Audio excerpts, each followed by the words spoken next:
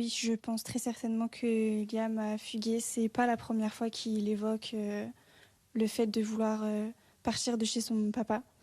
Donc on va dire que c'est l'hypothèse qui me vient en tête et du moins je l'espère. Marion, vous avez la même maman que Liam, mais pas le même papa. Est-ce que pour autant, il vous avait fait part, il vous avait parlé des violences qu'il dit subir de la part de son père et de sa belle-mère? Tout à fait. On n'a pas le même papa, mais je suis très proche de mon petit frère. C'est mon petit frère. Je suis très proche, très fusionnelle avec ma grande sœur également.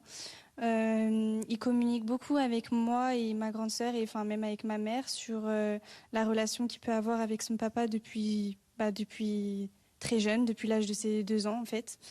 Et donc il m'a déjà évoqué à plusieurs reprises que ça se passait très mal chez son papa, qu'il y avait des négligences, des violences physiques et psychologiques, et, euh, et que ça pesait sur lui en fait, ça pèse sur lui. Rien n'a été fait? Il y a des, il y a des plaintes de ma maman, des mains courantes, il y a plein de démarches juridiques qui ont été faites, mais qui n'ont jamais réellement été abouties, on va dire.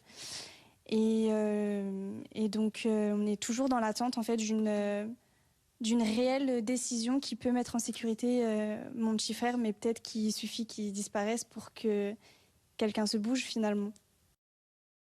Un témoignage